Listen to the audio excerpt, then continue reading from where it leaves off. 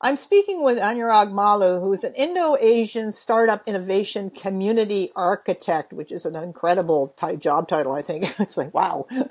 So he's also regional manager for South and Central Asia with Techstars and Startup Weekend, and responsible for the growth of vibrant startup communities in India and a whole bunch of other countries as well. So let's talk about what you're doing, what work you're doing, and how you're working in some pretty interesting zones. Like Sri Lanka's had some conflict.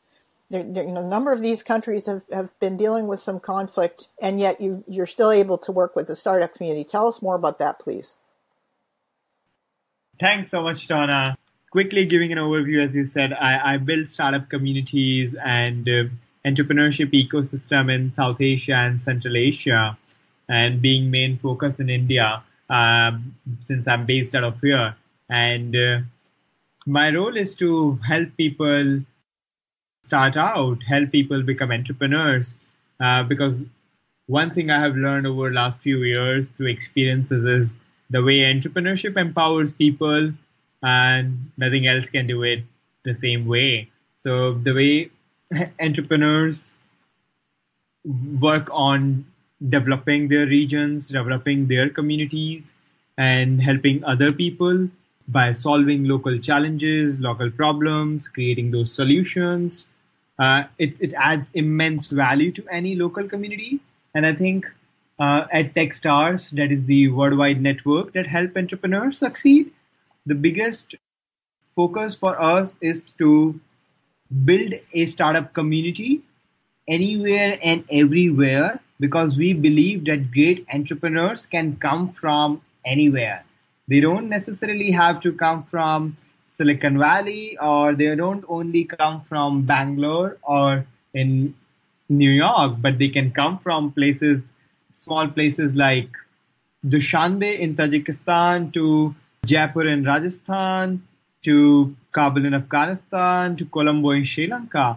They can come from anywhere. And this is what I do in my role, to help plant that seed right now, put that seed in these countries that helps entrepreneurs to start their journeys. And it doesn't matter whether you are from a war zone or a conflict zone. What matters is access to the opportunity to become an entrepreneur.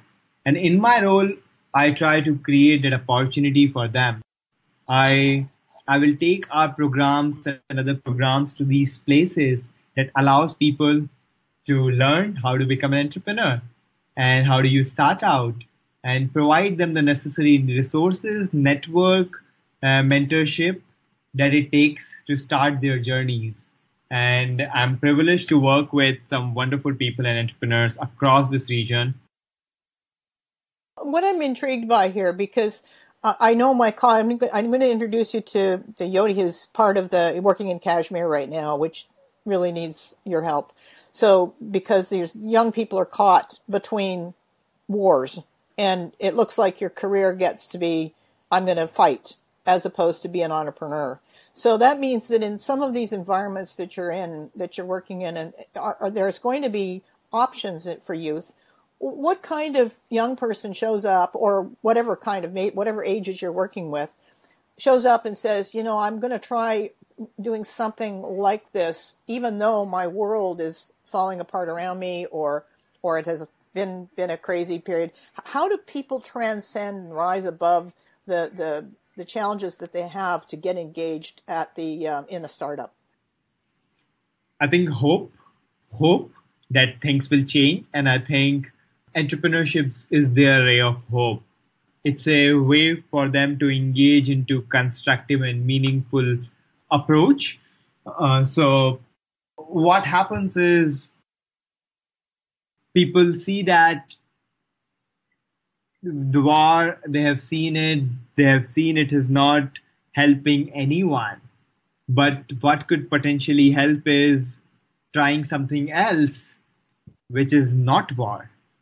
And that always gives them enough curiosity to explore and figure out if this how different it is from what they have been doing or what they have been living their life. How do they rise above the conditions that they're in order to be, is it, you said hope, which was a great answer.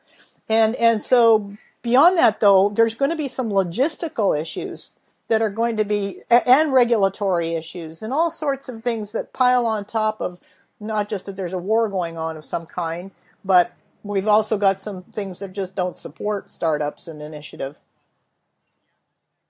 I think it's really about people. All these places, if you really want to do something, find the right people who can challenge the fear, who can rise above that fear and get things done. Identifying those people, empowering those people, making them believe in our mission and what they can do. Getting these people on board is the first step. People who can challenge the status quo, people who believe in having hope for betterment, people who can take risks. And this is what entrepreneurship is also all about, taking that risk, taking those bold decisions and going into the unknown and see what comes out of it. So for me, to do anything in these places, the first step is to identifying the right people, because it's all what makes anything happen is the right people, right team. So I will focus on building that first team, the dream team, who can work in conflict zone, who understands the challenges there, who also understands how to navigate in those challenges, who also understand what it takes to get things done, also who has the network and resources to make things happen there. And people who have strong conviction and an optimistic attitude, not just cynicing that we know that the war exists or the conflict exists, but really doing something about it. And not just sitting on that like always convenient answer that we don't have other resources, we don't have the right situation, we don't have the right environment to do anything positive. But having that optimistic mindset, we can still do it. And approach to find a solution instead of just pondering all the time on the problem. And they are all the resilient people. They want to rise again and again. Even like tomorrow if something wrong happens there, they will still rise back. I can give you an example. Today I am something proud of. Tomorrow we are doing a startup weekend in Kabul again, in Afghanistan, after a long period of like gap of more than 9 months, 10 months, because it has been really difficult to do something in last like 9-10 months in Kabul with the situation there. But the team this time, they've come together, not giving up, bringing the universities of Kabul together and the university students to help them pitch their problem, pitch their ideas and create solutions, build their prototypes and start businesses. So Startup Weekend Kabul and happening in Afghanistan from tomorrow till Friday evening.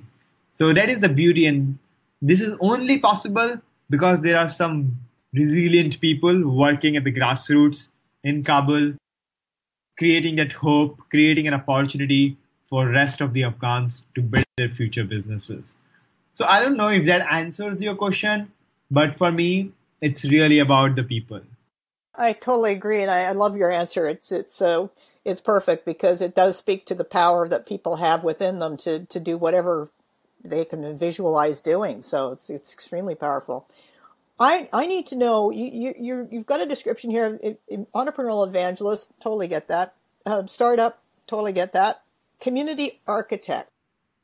Wow. Okay, so did you go to university for that, or how did you end up with that community architect? It's a wonderful description.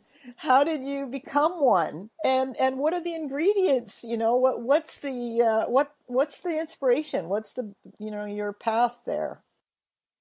It's a beautiful question. I think the answer will not be short. Good. But I'll try my best to, give justice to this answer. I think I've never studied community building in school. I graduated as a software engineer.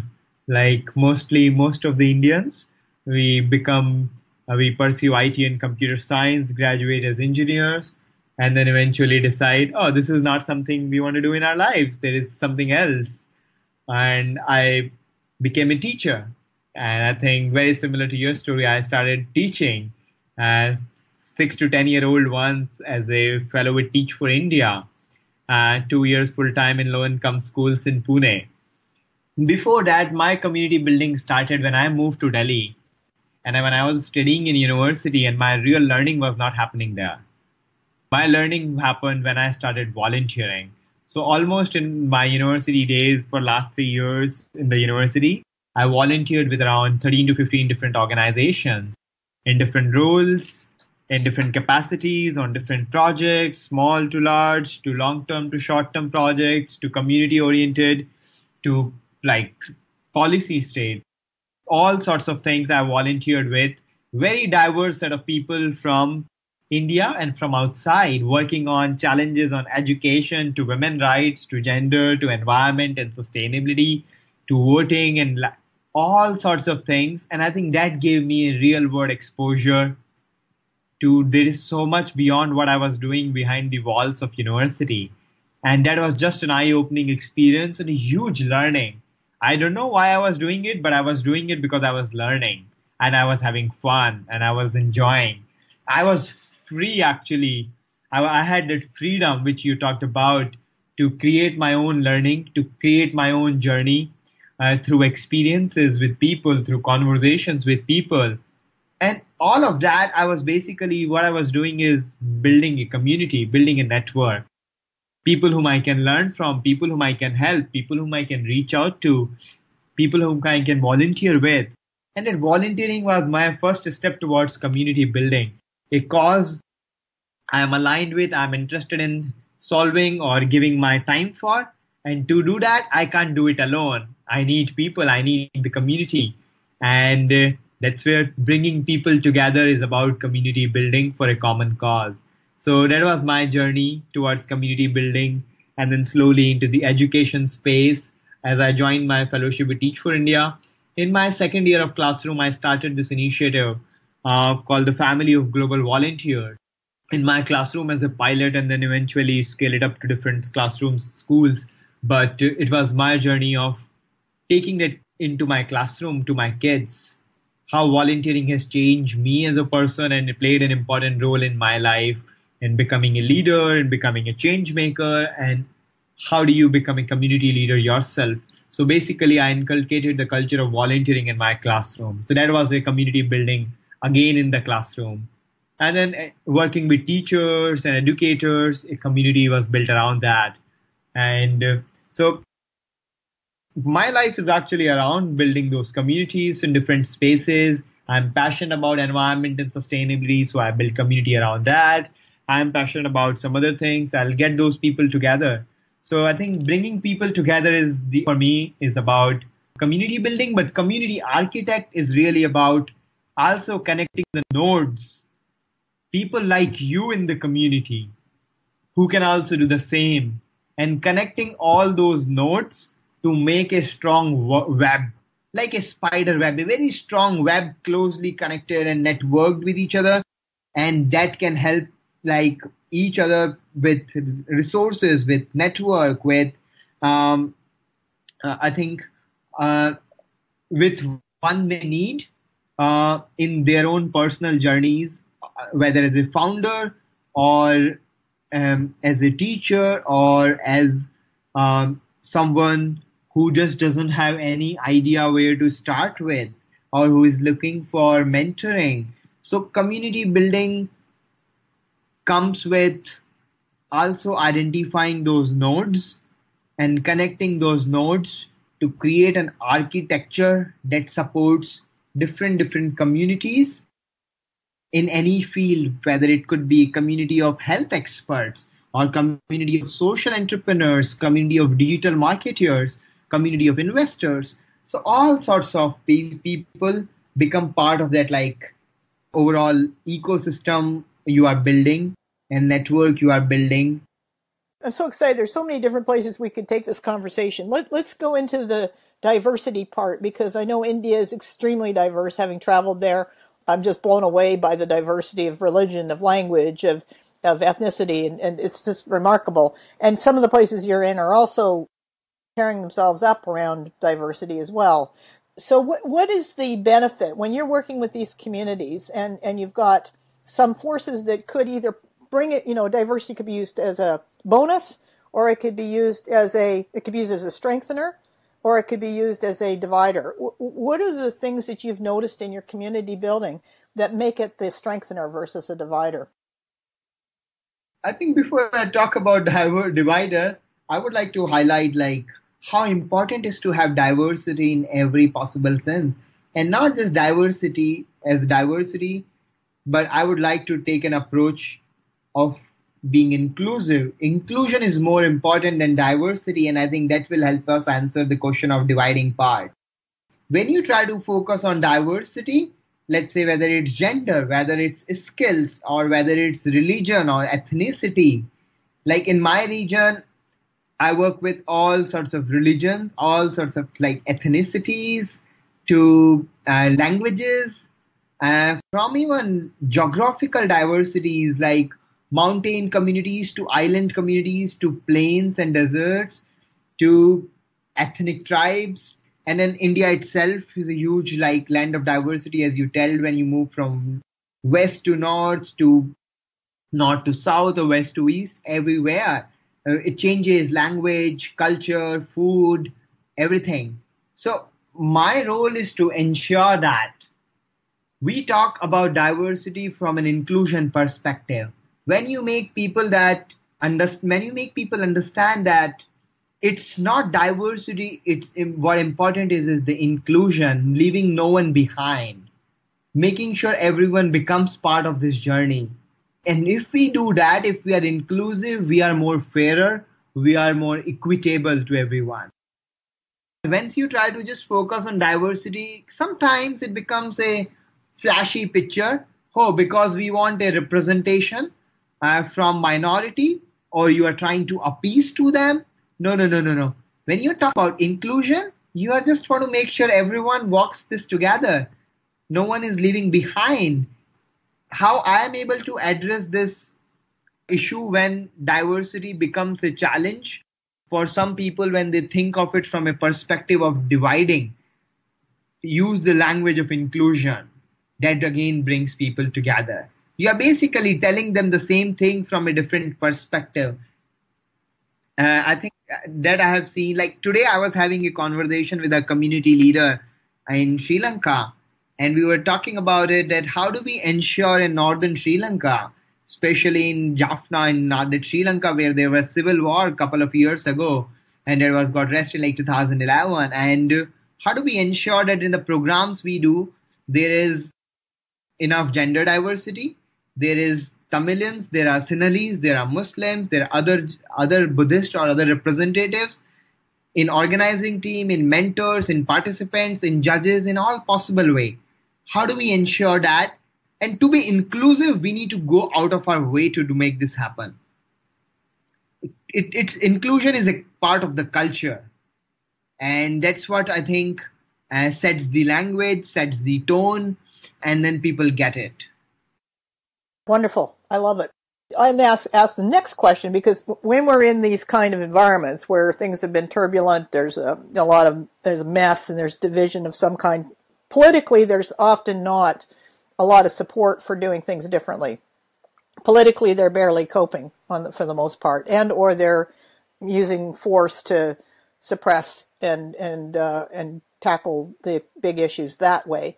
How do you find in your work with these countries and the communities, as you're building community, how do you work around the political environment?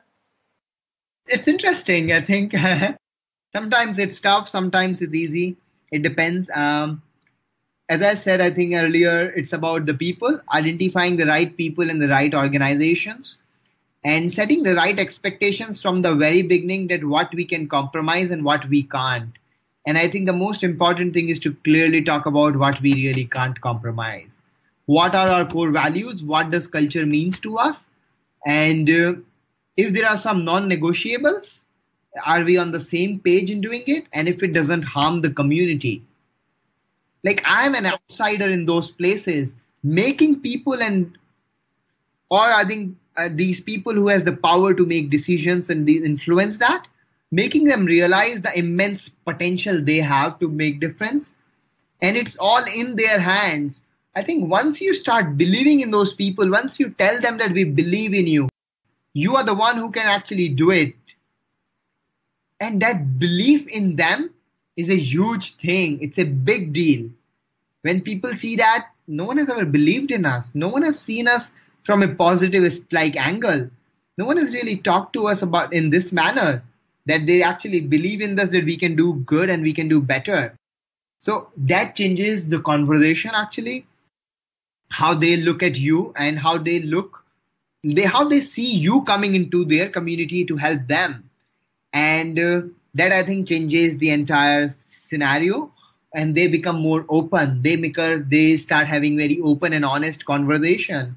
And it's not really about me, but it's really about them, and asking them what are their challenges, how can I help them, and being open to learn from them that why they have been like that and how they would like to do it differently in future, right? They also want to change, they also want to improve. Who wants to be always like someone no one likes, right? And that just hope and believing in the potential they have to bring that change has been one of my, I think, biggest strengths, biggest tools, I will say the best approach to handle these communities, which are more fragile. And also another thing which I have learned is by doing this is making people understand the power of collaboration and open communication about it. People generally don't want to collaborate because power plays an important role. Power with politics makes it worse. Power with politics and conflict and security issues makes it horrible. You don't want to put your hand into it. But I think once you do it, you also find some like golden people there. And once you find them, I think you have done your job. And that's how I look at it, and just empower them, show them the value they can create. The magic will happen.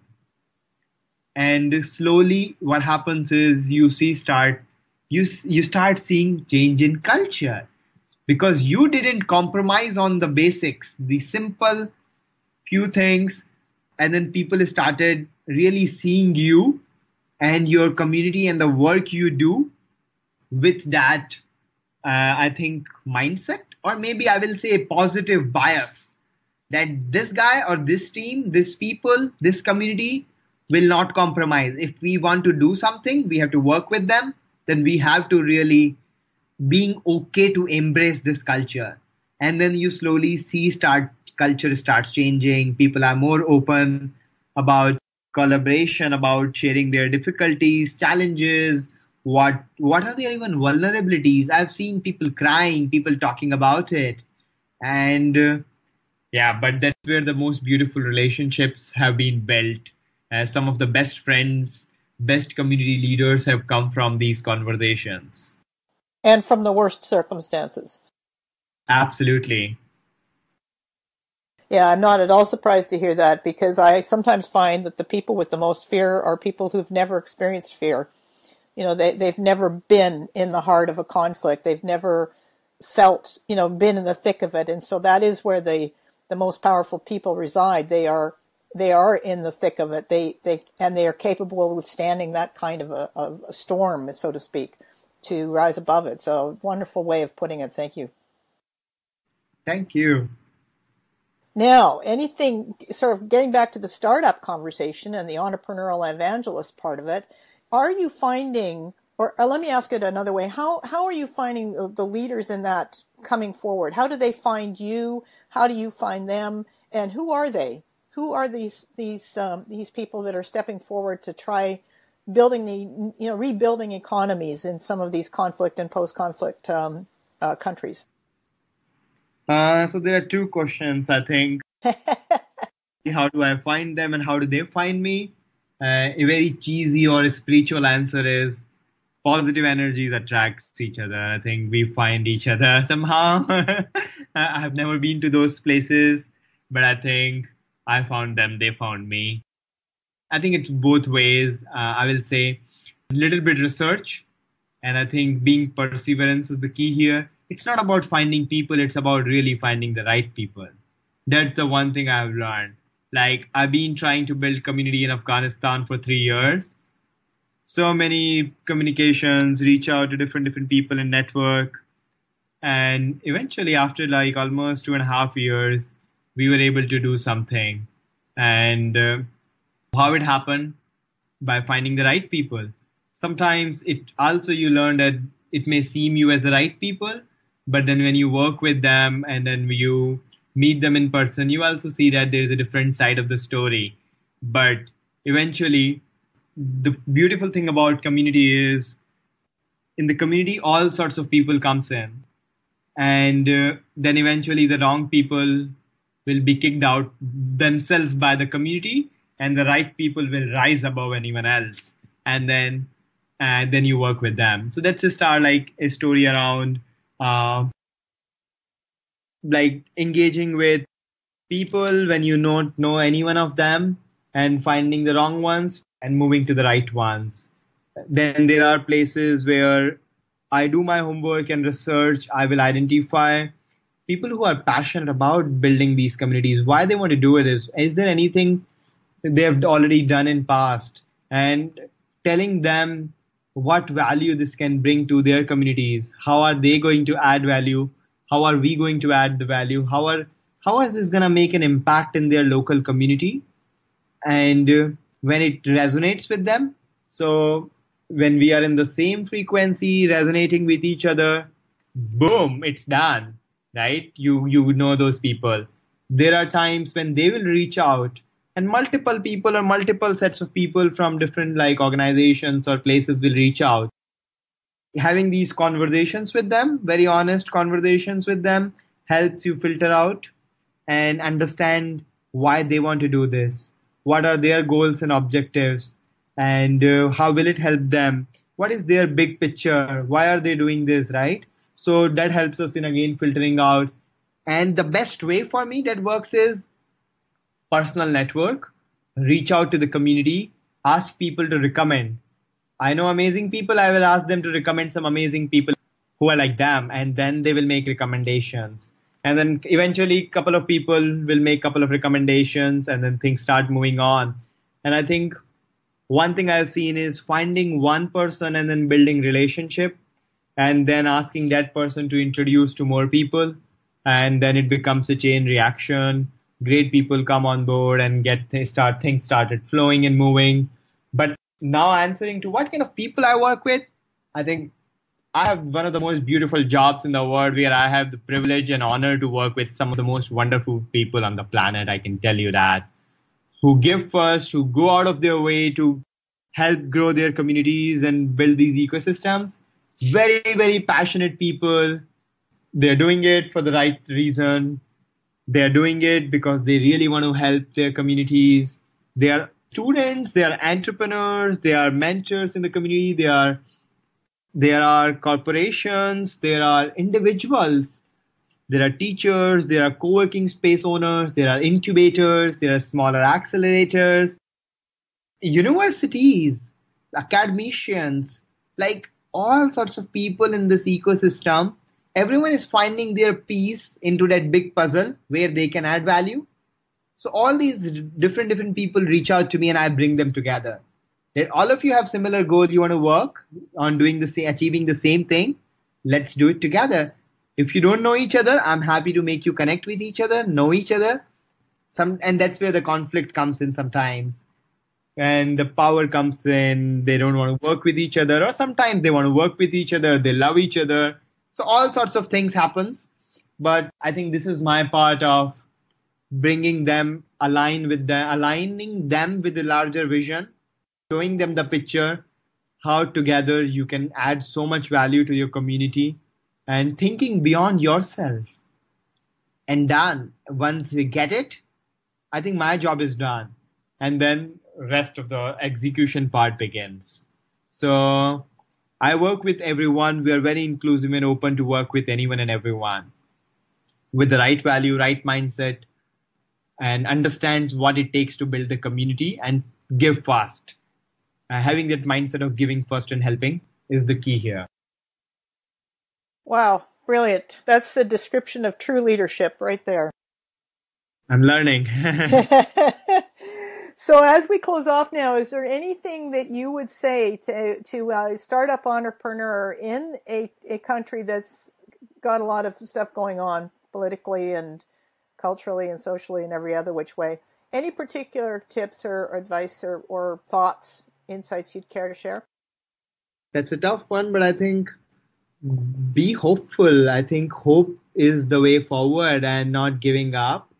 But that doesn't come with short-term approach. Having a long-term approach towards building community and towards changing the way things have been in past or challenging the status quo, it comes with a long-term commitment. So if you are into community building, or if you are an entrepreneur doing something in an emerging market or conflict zones, commit for yourself for a long term. You're not running a sprint. You are here running for marathon. And I think that's the key to success in conflict zones, in emerging markets, or in emerging economies, to leave a tangible impact, a significant amount of impact, and touch many lives. Be there and don't leave it early on. Great advice. Great thoughts. Thank you, Anurag, for being on the program. Really love our conversation. I'm so excited by the work you're doing. It just gives me it's so heartening to hear what you're doing. So thank you very much. Thank you. I enjoyed it. If you haven't already listened to the Impact interview that I did previously with Maddie and Tobias and Nicole and Ala from Beirut, then please do, because they are a community of people that are spreading this word of social entrepreneurship widely, and they are working in very difficult conditions. For those of you that are living in very, perhaps more stable economies, in other words, you're not in the middle of war, this is an opportunity to kind of reflect back on what is this task involved and what is the power of connection and community at supporting resilience, at supporting transcendence through some extremely difficult work. And there's no doubt about the challenge of it, particularly in conflict zones. So I would suggest, if you can, provide support through crowdfunding for these entrepreneurs, or any which way you can. It would be appreciated. Definitely take a look at Impact and reach out to them on Facebook. And of course, we have Anurag, who is in Delhi. Definitely message me or message Anurag directly. So thanks very much for listening. You can find me, my name is Donna Jones, and you can find me on Facebook at From Insight to Action. You can find me I'm on Instagram, but I'm still figuring that out, so be patient with me on that one. Of course, from insight-to-action.com and LinkedIn. We have From Hierarchy to High Performance is on Amazon right now. It's a collaborative book with each of us contributing a chapter. World-class innovation people, just fantastic community, tremendous team. And we have it as a bestseller now, so we're super excited. But that's on Amazon. My chapter was on health. So, take a look at that if you wouldn't mind. And it is on, I think Friday is the last day, as in the day this publishes, for the hardcover, the print version being 50% off. But it will obviously be there from there on forward. So, again, thanks for joining me, and look forward to the next program. We're going to do a bit more international stuff, I think, for a while. So if you have any ideas, feel free to feed them forward to me on the blog site, on my blog at From Insight to Action, or message me through LinkedIn, or Twitter, for that matter, EPDAWNA_Jones. Thanks.